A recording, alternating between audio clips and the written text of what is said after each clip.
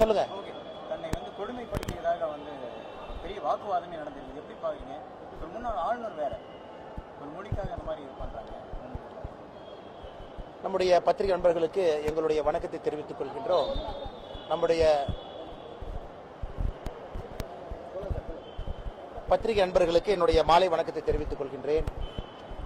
பாரதிய ஜனதா கட்சி நேற்று சென்னையில் மாநிலம் தழுவிய கையெழுத்து இயக்கத்தை நாம் ஆரம்பிச்சிருக்கிறோம். அது மிகப்பெரிய வரவேற்பு பெற்றிருக்கிறது. ஆன்லைன்ல மட்டும், வெப்சைட்ல மட்டும் 24 மணி நேரத்திற்குள்ள 1 லட்சம் பேர் டிஜிட்டல் சிக்னேச்சரா என்டோர்ஸ்மெண்ட் கொடுத்திருக்கிறாங்க. தமிழ்நாடு முழுவதுமே பட்டி தொட்டி எல்லாம் பாரதிய ஜனதா கட்சியினுடைய தலைவர்கள், தொண்டர்கள் எல்லா இடத்திலும் கையெழுத்து சேகரிக்கிறாங்க. எல்லோரும் ஒரே நோக்கத்தோடு, நம்பிக்கையோடு கையெழுத்து போடுறாங்க. என்னன்னா, அவர்களுடைய குழந்தைகளுடைய எதிர்காலம் நன்றாக இருக்க வேண்டும் என்று. அந்த குழந்தைக்கு நல்ல ஒரு வாய்ப்பு கிடைக்கணும், சமக்கல்வி ஒரு உரிமையாக கிடைக்க வேண்டும் என்கின்ற ஒரு எதிர்பார்ப்போடு இன்று தமிழகம் முழுவதுமே அற்புதமாக இந்த கையெழுத்து இயக்கம் நடந்து கொண்டிருக்கிறது. சென்னையில் நம்முடைய முன்னாள் ஆளுநர், முன்னாள் தமிழக பாரதிய ஜனதா கட்சியினுடைய தலைவர் அக்கா தமிழிசை சவுந்தரராஜன் அவர்களிடம் காவல்துறை அவர்கள் நடந்து கொண்ட விதம் வன்மையாக கண்டிக்கத்தக்கது. ஏன் அப்படின்னாங்கன்னா, இவங்க பொதுமக்களை சந்தித்து வீதியில் ஒரு அரசியல் கட்சியினுடைய அடிப்படை கடமை, உரிமை, ஒரு டெமோக்ராட்டிக் பாலிடிக்ஸ்ல ஒரு அரசியல் கட்சி வீதிக்கு வந்துதான் மக்களை சந்திக்க முடியும். வீதிக்கு வந்து முதலமைச்சர் சொல்வது போல முதலமைச்சருடைய அறிக்கையை படுத்தீங்கன்னா கிளர்ச்சி, எல்லாம் சேர்ந்து மத்திய அரசுக்கு எதிராக போராடலாம், கிளர்ச்சி பண்ணலாம். இங்க யாருமே மாநில அரசுக்கு எதிராக போராடலையே, யாருமே கிளர்ச்சி பண்ணலையே. மக்களை ஒருங்கிணைத்து ஜனநாயக முறையில் அவருடைய கையெழுத்துக்கு ஒரு வலிமை இருக்குது என்பதை எடுத்துக்காட்டி அந்த கையெழுத்து இயக்கத்தை நடத்தி கொண்டிருக்கக்கூடிய பாரதிய ஜனதா கட்சியினுடைய தலைவர்கள், தொண்டர்களை சீண்டுவது, குறிப்பாக இன்னைக்கு சென்னையில் அக்கா தமிழிசை சவுந்தரராஜன் அவர்களை கைது செய்திருப்பது, அது மட்டும் இல்லாம ஒரு முன்னாள் ஆளுநருக்கு ஒரு புரோட்டோகால் இருக்கு. சாமானிய மனிதராக இருந்தாலும் கூட அவங்க கிட்ட காவல்துறை கிட்டத்தட்ட 3 மணி நேரம் நடந்து கொண்ட விதம், இதெல்லாம் கூட நாங்கள் வன்மையா கண்டிக்கிறோம். அதன் பிறகு காவல்துறைக்கே தெரியும் ஆட்சியில் இருப்பவர்கள் கொடுக்கக்கூடிய ஒரு இன்ஸ்ட்ரக்ஷன் என்பது அது தவறு என்பதை தெரிந்து 3 மணி நேரத்திற்கு பிறகு அவங்க பிரிவென்டிவ் டிடென்ஷன் சாயந்தரம் வரைக்கும் வச்சிருக்க பார்த்தாங்க. அவர்களாக விடுவித்திருக்கின்றார். இது எதை காட்டுதுன்னா, திராவிட முன்னேற்ற கழக அரசினுடைய கோழைத்தனத்தை, பயத்தை காட்டுது. நாங்கள் சொன்னபடி 1 கோடி கையெழுத்தை வாங்கத்தான் போறோம். அந்த 1 கோடி கையெழுத்திற்கு மொபைல் நம்பரோட, அட்ரஸோட, பேரோட இருக்கும். சொன்னபடி மாண்புமிகு குடியரசுத் தலைவர் அவங்க கிட்ட கொடுக்கத்தான் போறோம். அதனால இதுக்கு ஆதரவளித்துக் கொண்டிருக்கக்கூடிய எல்லா நம்முடைய தமிழகத்தினுடைய அன்பு சொந்தங்களுக்கு எங்களுடைய நன்றிகளை முதல்ல தெரிவிச்சுக்கிறோம். தொடர்ந்து நம்முடைய பொதுக்கூட்டங்கள் நாம் ஏற்கனவே சொல்லி இருக்கின்றோம். மார்ச் 23ஆம் தேதி திருச்சியில் ஆரம்பித்து மே 2வது வாரம் கோயம்புத்தூர் வரைக்கும் நடக்க இருக்கிறது. அதற்கும் உங்க ஆதரவை கொடுங்க. எப்படி ஒரு பொய்யான மொழி அரசியலை வைத்து திராவிட முன்னேற்ற கழகம் அரசியல் செய்து கொண்டிருக்கின்றார்களோ அதையெல்லாம் உடைத்து தமிழகத்தில் இருக்கக்கூடிய எல்லா அன்பு சொந்தங்களுக்கும், குழந்தைகளுக்கும் சமக்கல்வி என்பதை உரிமையாக பாரதிய ஜனதா கட்சி நிலைநாட்டி கொடுக்கும்.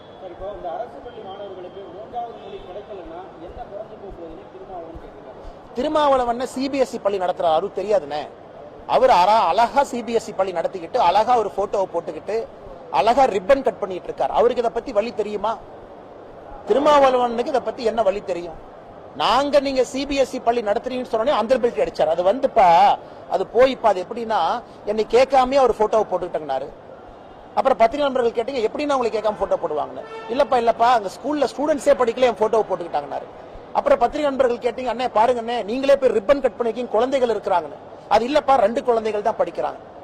ஆனால் திருமாவளவன் அவர்கள் என்னை பொறுத்தவரை இந்த மும்மொழி கொள்கையில அவர் பேசுவதற்கான திராணி அன்னைக்கு இழந்துட்டாங்க. பொய் பேசி அந்த திராணி இழந்துட்டாங்க. எனக்கு இன்னும் ஆச்சரியமா இருக்குன்னா, ஒரு சிபிஎஸ்இ பள்ளியில குறிப்பாக 3வது மொழியாக கட்டாய ஹிந்தியை சொல்லிக் கொடுக்கக்கூடிய திருமாவளவன் அவர்கள் இன்னைக்கு தமிழக மக்களுக்கு லெக்சர் எடுத்துட்டு இருக்காங்க. இது குழந்தை இருக்கக்கூடிய ஒரு தந்தை தாய்க்கும் இந்த அருமை புரியும். எல்லாரும் வீதியில் இருக்கிறாங்க இன்னைக்கு. ஏன்னா அந்த குழந்தைக்கு உரிமை வேண்டும் என்பதிலே தெல்ல தெளிவா இருக்கிறாங்க. அந்த குழந்தை அடுத்த கட்டம் செல்ல வேண்டும் என்றால் தாய்மொழி தமிழ்ல பயிற்று மொழியா கத்துக்கணும், ஆங்கில மொழி கூட இருக்கணும், இன்னொரு மொழியை தெரிஞ்சுக்கணும். இதான் மூன்று மொழி கொள்கைன்னு நம்ம சொல்றோம். இதை திருமாவளவன் ஏன் எதிர்க்கிறான்னு எனக்கு இன்னுமே புரியல. அதனால இந்த கையெழுத்து இயக்கத்துல நம்முடைய வெப்சைட் நீங்க பாத்தீங்கன்னாவே தெரியும், இந்த போலி அரசியல்வாதிகளுடைய முகத்தை தோலுரித்துக் கொண்டிருக்கின்றோம். அவங்க பண்ண பொய், அவங்க நடத்துற பள்ளிக்கூடங்கள் எல்லாமே. அதனால் எங்களுக்கு ஒரு நாளும் இது வெற்றி தான். இது யாருமே எடுக்காத ஒரு விஷயத்தை பாரதிய ஜனதா கட்சி தைரியமா எடுத்திருக்கிறோம். தமிழக மக்களை நம்பி அதற்கு ஆரம்பமே கடந்த 24 மணி நேரம் பாத்தீங்கன்னா மிகப்பெரிய எழுச்சியோடு மக்கள் ஆதரவு கொடுக்கறாங்க. நாங்கள் மே கடைசி வரை இதை வச்சிருக்கோம். அதற்கு முன்பாகவே 1 கோடி கையெழுத்து என்பதை எங்களுக்கு கிடைத்துவிடும் என்கின்ற முழு நம்பிக்கை எங்களுக்கு இருக்கு. பாஜக அரசு தமிழ் வளர்ச்சிக்கு வந்து கல்விக்கு நியாயமான நிதி அளிக்கலன்னு கனிமொழி வந்து சொல்லிட்டாரு. கனிமொழி அக்காக்கு அது ஒரு ஆங்கிலத்தில் ஒன்று சொல்லுவாங்கன்னா செலக்டிவ் அமினிஷியா அப்படிம்பாங்க. செலக்டிவ் அமினிஷியானா அப்பப்ப அதை மறந்துடுவாங்க. சூர்யா ஒரு படத்தில் நடிச்சிருப்பார், அப்பப்ப மறந்துடுவாங்க என்ன நடக்குதுன்னு. சோ கனிமொழி அக்காவை பொறுத்த வரைக்கும் இந்த 2006 to 2014 மறந்தாச்சு. அந்த 8 வருஷத்தை கனிமொழி அக்கா பிரெயின்ல செலக்டிவ் அமினிஷியா ஆகி போச்சு. இவங்க ஆட்சியில் இருக்கும் பொழுது, அதாவது 2006 இருந்து 14 காங்கிரஸ் ஆட்சியில திமுக அங்கம் வகிக்கும் பொழுது சமஸ்கிருதத்தினுடைய வளர்ச்சிக்கு அவங்க கொடுத்த பணம் 675 கோடி ரூபாய், 675 crore சமஸ்கிருத வளர்ச்சிக்கு. தமிழ் வளர்ச்சிக்கு அவங்க கொடுத்த பணம் 75 கோடி. இவங்க ஆட்சியில் இருக்கும் பொழுது அன்றைய உள்துறை அமைச்சர் ஐயா சிதம்பரம் அவர்கள் 170 பரிந்துரையை பார்லிமெண்ட்ல வைக்கிறார். எதுக்குன்னா ஹிந்தி எப்படி வளர்க்கிறது. இன்னைக்கு அதே ப. சிதம்பரத்தை கூப்பிட்டு சென்னையில மீட்டிங் போடுறாரு. அவரு மேடையில் ஏறி ஹிந்தி திணிப்பை பத்தி பேசுறாங்க. இந்த கொடுமை எல்லாம் பார்க்க வேண்டிய காலகட்டத்திற்கு தமிழக மக்கள் தள்ளப்பட்டிருக்கின்றார். இன்னைக்கு அதே கனிமொழி அக்கா நான் கேட்கிறேன், அக்கா 675 கோடி ரூபாய் சமஸ்கிருதத்துக்கு ஒதுக்குனீங்களே, வெறும் 75 கோடி தானே தமிழுக்கு ஒதுக்குனீங்க. அதுக்கு பதில் இல்லையே. உங்களுடைய ஆட்சியில நீங்க செஞ்ச தவறு. தமிழ் மொழியினுடைய வளர்ச்சிக்கு ஒரு சின்ன துரும்ப கிள்ளி போட்டீங்களா? இன்னைக்கு பிரதமர் அவர்கள் கஷ்டப்பட்டு திருவள்ளுவர் கலாச்சார நிலையத்தை ஓபன் பண்றாரு, தமிழ் இருக்கையை நிறுவறாரு, காசி தமிழ் சங்கமம் நடத்துறாரு. இது பிரதமர் மோடி அவர்கள் கடினப்பட்டு தமிழகத்திலிருந்து தமிழை உலகம் முழுவதும் எடுத்துட்டு போறார். அதனால் கனிமொழி அக்கா அவர்கள் செலக்டிவ் அமினிஷியால் இருக்கிறார். அவர்களுக்கு யூபிஏ டைம்ல நடந்தது எல்லாம் மறந்து போச்சு. இன்னைக்கு உட்கார்ந்து அரசியல் காரணத்திற்காக என்னுடைய அருமை அக்கா கனிமொழி அவர்கள் பேசிக் கொண்டிருக்கின்றார்.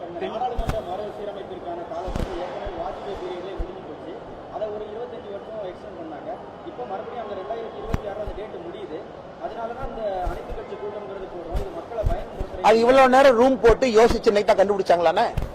நான் முதல்ல 10 நாளா அந்த கேள்வியை கேட்டுட்டு இருக்கேன். ரூம் போட்டு இன்னைக்கு தான் தமிழக அரசு கண்டுபிடிச்சதா? ஓ, இதனாலதான் அனைத்து கட்சி கூட்டம் நடத்துறோம் இன்னைக்கு தான் கண்டுபிடிச்சாங்களா? நீங்க அனைத்து கட்சி கூட்டம் எப்ப நடத்தணும்? 2026 காலக்கெடு முடியும் பொழுது எங்களுடைய கடமை மக்கள் முன்னாடி நாங்க சொல்லுவோம். எப்படி இந்த பாராளுமன்ற வரைமுறை இருக்கும், தொகுதி வரைமுறை எப்படி இருக்கும், எத்தனை சீட் அதிகமாகும் சொல்வது எங்களுடைய கடமை. அது மக்களுடைய உரிமை. நாங்க சொல்றதுல தப்பு இருந்தா நீங்க அனைத்து கட்சி கூட்டம் நடத்துங்க. நாங்க சொல்வது ப்ரொபோர்ஷனல் ரெப்ரசன்டேஷன், அதாவது மக்கள் தொகை அடிப்படையில் இருக்காது, புரோரேட்டா பேசிஸ். இன்னைக்கு எவ்வளவு இருக்கும், நாளைக்கு எவ்வளவு இருக்கும். அதிகமானா கூட தமிழகத்திற்கு அதே 7.17% வரும் நாங்க சொல்லிட்டு இருக்கோம். எதுவுமே இல்லாம அனைத்து கட்சி கூட்டம் இப்ப தேவையா? என்ன காரணம்? நாங்க பார்லிமெண்ட்ல ஒரே நாடு ஒரே தேர்தல் என்று எப்பொழுது சொன்னமோ நீங்க கேட்டீங்க பத்திரிகை நண்பர்கள். ஆனா இப்ப திமுக ஆட்சி 1 வருஷம் குறைப்பீங்களான்னு கேட்டீங்க. அப்ப உடனே 2028 வருதான். அதற்கு விளக்கம் கொடுத்து இந்தியாவில் எல்லாருமே ஒரே நாடு ஒரே தேர்தல் ஏத்துக்கிட்டாங்க. அதே போல தொகுதி வரைமுறை வரும்பொழுது நாங்கள் சொல்லுவோம். நீங்களா கற்பனை பண்ணி அந்த கற்பனை குதிரைகளை அவிழ்த்து விட்டு, இல்ல 39 8 குறைஞ்சிரும் 31 நீங்களா சொல்றீங்க. 848 வரும்பொழுது தமிழகத்திற்கு 12 குறைஞ்சிரும் நீங்களே சொல்றீங்க. நாங்க சொன்னோமா? நாங்க சொன்னது புரோரேட்டா அப்படிங்கிற வார்த்தையை பயன்படுத்தி இருக்கோம். என் பக்கத்து மாநிலத்தில் அண்ணன் சந்திரபாபு நாயுடு அவர்கள் என்ன சொல்றாரு? என்னைய 3 மொழி, என் ஊர்ல குழந்தைகள் 10 மொழி படிக்கணுங்கிறார். இன்னைக்கு காலையில பாத்தீங்கன்னா சந்திரபாபு நாயுடு சொல்றாரு, அதெல்லாம் 1 மொழி 2 மொழி படிக்கிறது, 10 மொழி படிக்கணும். ஆந்திரால ஆங்கில மொழியிலிருந்து தாய்மொழி தெலுங்குல கற்றல் மொழியாக இருக்கும். உலக மொழிகள் நான் கத்துக் கொடுக்கிறேன். அவங்க அதனாலதான் சத்திய நடையில இருந்து பாருங்க, உலகத்தில் இன்னைக்கு ஆந்திர பிரதேசத்தில் இருக்கிறவங்க எந்த அளவுக்கு சாதித்து காட்டிக் கொண்டிருக்கின்றார்கள் தமிழர்களை போல. இன்னைக்கு ஒரு ஜெனரேஷன் ஆஃப் தமிழ் நம்ம ஊருக்கு வெளியே போயிட்டாங்க. சான் பிரான்சிஸ்கோல பே ஏரியால ஆதிக்கம் செலுத்திக் கொண்டிருக்கின்றார். அடுத்து ஆந்திரக்காரன் இடத்தை பிடிப்பான். ஏன்னா தொலைநோக்கு பார்வையோடு சென்று கொண்டிருக்கின்றார். நாம இன்னைக்கு இருந்து பழைய பஞ்சாங்கத்தை பேசிக் கொண்டிருக்கின்றோம். எப்படி நம்ம உலகத்தை ஆளுவோம்? இதெல்லாம் முதலமைச்சர் பார்க்கணும். ஆந்திர பிரதேசனுடைய முதலமைச்சர் தைரியமா சொல்றார். எனக்கு முன்னாடி இருந்த முதலமைச்சர் என்ன பண்ணாருன்னா பள்ளி கல்வியை ஆங்கிலத்துல மாத்திட்டு போயிட்டார். நான் இன்னைக்கு 10 மொழியில மாற்ற முயற்சிக்கிறார். இது ஒரு அறிவுபூர்வமான சமுதாயம் எப்படி சிந்திக்க வேண்டும் என்பதற்கு ஒரு உதாரணம். இவங்க மொழியை வச்சு இல்ல நான் கத்துக் கொடுக்க மாட்டேன். மொழியை தடுப்பதற்கு இவர்களுக்கு உரிமையே இல்லை. மக்களுக்கு ஓட்டே போடல. அடுத்து என்ன சட்டம் போடணும்னு சொல்லுவாங்களா? நம்ம எல்லா காலையில வெள்ளை கலர் சட்டை தான் போடணும், கருப்பு கலர் சட்டை போடக்கூடாதுன்னு அடுத்து ரூல் போடுவாங்களா? இல்ல காலையில என்ன சாப்பாடு சாப்பிடணும் சொல்லுவாங்களா?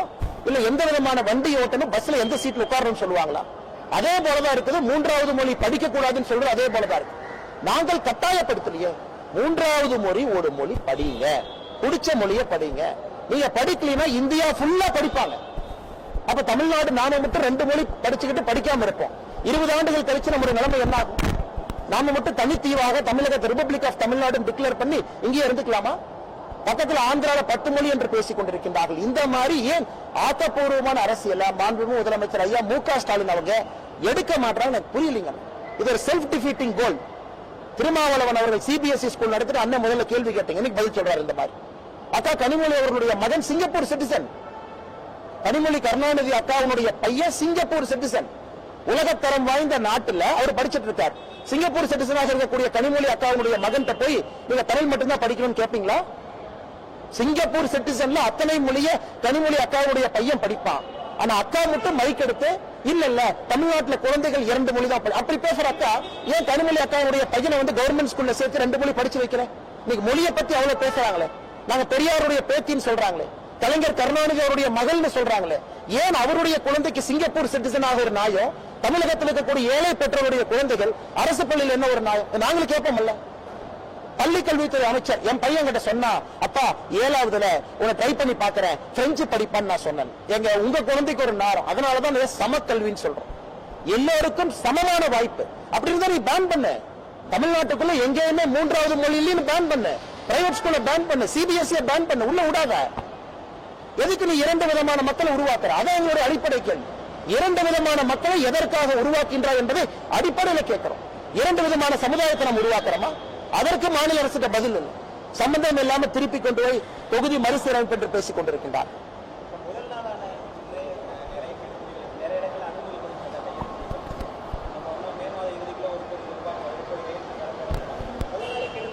ஆனால் ஆச்சரியம் என்னன்னாங்கன்னா, நாங்க ஒரு நாள் வெப்சைட் டிராபிக் 25,000 கையெழுத்து எதிர்பார்த்தோம். வெப்சைட்ல 1,00,000 கையெழுத்தை தாண்டி இருக்கு, 1,13,000 தாண்டி இருக்குன்னு நினைக்கிறேங்க. அப்ப என்ன அர்த்தம்னா, மக்கள் இங்க தடுத்தா கூட ஏதோ ஒண்ணு கண்டுபிடிச்சு கையெழுத்து போட போறாங்க. இங்கதான் நீ தடுப்ப. ஏன்னா வெப்சைட்டை பொறுத்த வரைக்கும் ஓடிபி ஜெனரேட் பண்ணணும். ஏன்னா ஒரு மொபைல் நம்பர் ஒருத்தர அலோ. நீங்க ஒரு மொபைல் நம்பரோட நாங்க அவ்வளவு ஆத்தென்டிக் டேட்டாவோட பிரசிடென்ட் கொடுக்கிறோம். நாளை பிரசிடென்ட் கிட்ட கேட்க கூடாது, சும்மா நீ நடந்து போய் 10 கையெழுத்து நீயே போட்டு வந்துவாங்க. பிரசிடென்ட்டுக்கு we want to give an authentic data. அவங்க கமிட்டி போட்டு ஆராய்க்கும். எங்க டேட்டாக்கு நான் ரெஸ்பான்சிபிள். ஒரு மொபைல் நம்பருக்கு ஒரு ஓடிபி நீங்க ஜெனரேட் பண்ண உள்ள போலாம். அப்படி இருக்கும் பொழுது இன்னைக்கு 1,00,000 தாண்டுதுன்னா மக்கள் ஏதோ ஒரு விதத்துல போட வர்றாங்க. ஏன்னா இந்த மொழி வெப்சைட்டை பொறுத்த வரைக்கும் 6 மொழி இருக்கு. அது தமிழ்ல தான் ஓபன் ஆகும். உங்களுக்கு வேண்டும் என்றால் தெலுங்கு, மலையாளம், கன்னடத்துக்கு மாத்திக்கலாம். சோ எல்லாரும் அதை அக்சஸ் பண்றதுக்கு வழிவகை செஞ்சிருக்கிறோம். ஆங்கிலத்தில் இருக்கு. அதனால என்னை பொறுத்தவரை இவங்க என்ன கெடுபிடி போட்டாலும் 1 கோடி என்கின்ற இலக்கை நிச்சயமாக பாரதிய ஜனதா கட்சி நாங்கள் அடைந்தே தீர்வோம். தென் மாநிலங்களுக்கான பிரதிநிதித்துவம் வெகுவாக குறையும் ஆபத்து விஜய் அவர்கள் கூறியவர் இப்படி தினந்தோறும் அறிக்கை வெளியிட்டிருக்காரு. எப்படி பாருங்க? நேற்று நான் பதில் சொன்னேன். ஷூட்டிங் ஸ்பாட்ல இருந்து யாரோ எழுதி கொண்டே கொடுக்குறாங்க. அப்புறம் யாரோ ஒருத்தர் வர்றாங்க. அப்புறம் விஜய் கட்சி சார்பா வந்தவர் 543 எம்பின்னு அவருக்கு தெரியல. அவர் ஏதோ ஒரு நம்பரை சொல்றாரு. அப்புறம் பத்திரிகையாளர் நம்பர் நீங்க சொல்றீங்க அண்ணே அது 500 சில்லறை இல்லன்னு, அது 543 சொன்னோன்னே இந்த விஜய் கட்சி சார்பாக வந்தவர் அப்புறம் 543. இன்னொரு தலைவர் 453 பேசியே முடிச்சிட்டார் 5 நிமிஷம். அவர் பேசி முடிச்சதுக்கு அப்புறம் நீங்க எல்லாம் கூப்பிட்டாங்க அது 453 இல்லைன்னா 543. அனைத்து கட்சி கூட்டத்தில் சில தலைவர்களுக்கு இந்தியால எத்தனை எம்பிக்கள் இருக்காங்கன்னே தெரியல. அன்னைக்கு சாயந்தரம் தான் இந்த பத்திரிகையாளர் சந்திப்பவங்க பண்ணதெல்லாம் பார்த்து எனக்கே ஆச்சரியம். ஏங்க 543 பேர் எம்பிக்களாக இருக்காங்க தெரியாமையே சில கட்சி அனைத்து கட்சி கூட்டத்தில் வடபஜி போண்டா சாப்பிட்டு டீ குடிச்சு மோடிஜியை திட்டதெல்லாம் திட்டிட்டு பிஜேபியை திட்டதெல்லாம் திட்டிட்டு கிளம்பி வீட்டுக்கு போயிட்டாங்க. இதுதான் அனைத்து கட்சி கூட்டத்தினுடைய லட்சணம். இதானுங்க நான் வேற எப்படி நான் சொல்றது. கார்ட்டூன் நீக்க சொல்லியிருக்காங்கல்ல ஜட்மெண்ட். அதாவது கருத்து சுதந்திரத்துக்கு மாண்புமிகு சென்னை உயர்நீதிமன்றம் அவங்க போட்டிருக்கிற கார்ட்டூன் சரி என்று சொல்லல. கார்ட்டூனை நீக்கணும். இவங்க சென்ட்ரல் கவர்மெண்ட் நாங்க கார்ட்டூனை நீக்கிறேன்னு சொன்னா அடுத்த நாள் காலையில் அவங்களே ஓபன் பண்ணிருப்பாங்க. இவங்க சென்ட்ரல் கவர்மெண்ட் நான் கார்ட்டூன் நீக்க மாட்டேன், என் கருத்து சுதந்திரம் என்று அடம் பிடிச்சாங்க விகடன் குழுமம். இன்னைக்கு மாண்புமிகு சென்னை உயர்நீதிமன்றம் என்ன சொல்லியிருக்காங்க, நீ கார்ட்டூனை நீக்கு, அதே போல மத்திய அரசு அவங்க போட்டிருக்க கெடுபடியும் நாங்க நீக்கிறோம். கார்ட்டூன் நீக்கினாங்கல்ல, இது முதல்ல செஞ்சிருக்கணும்ல. முதல்ல செஞ்சா 15-20 நாட்கள் எதற்காக அவங்க வெப்சைட் பிளாக் ஆகி நிக்குது. இன்னைக்கு ஆனந்தப்படும் இல்ல நான் கார்ட்டூனை நீக்காம கருத்து சுதந்திரத்தை நான் காப்பாத்திட்டு அப்படின்னு சொன்னா நான் ஏத்துக்கிறேன். அப்ப நீங்க வெளியிட்ட கார்ட்டூன் தவறு என்பதை மாண்புமிகு சென்னை உயர்நீதிமன்றம் அவங்க சுட்டு காட்டியிருக்கிறாங்க. இது முதல்ல பண்ணிருக்கலாம். இதைத்தான் நாங்க கேட்டோம். 24 மணி நேரம் மக்கள் நாங்க நிறைய பேர் கேட்கும் பொழுது அப்பவே நீங்க நீக்கிக்கலாமே. இன்னைக்கு 15-20 நாட்கள் உங்களுடைய வாசகர்களுக்கு தானே பிரச்சனை. ஏன் செய்யணும்? இன்னைக்கு இவ்வளவு தூரம் நீங்க சென்னை உயர்நீதிமன்றத்துக்கு போய் உங்களுக்கு தீர்ப்பு கிடைக்கலையே. கார்ட்டூன் நீங்க நேத்தே நீக்கி இருந்தா நம்ம சென்ட்ரல் கவர்மெண்ட் அத்தாரிட்டிஸே பர்மிஷன் கொடுத்திருப்பாங்களே, நீங்க கோர்ட்டுக்கே போக வேண்டாமே. அடிப்படை என்ன விகடன் குழுமம், நான் கார்ட்டூனை நீக்க மாட்டேன் அப்படித்தானே கோர்ட்டுக்கு போனாங்க. கோர்ட்டு கார்ட்டூன் நீக்க சொல்லிட்டாங்கல்ல. நன்றி. ஒரே ஒரு கேள்வி.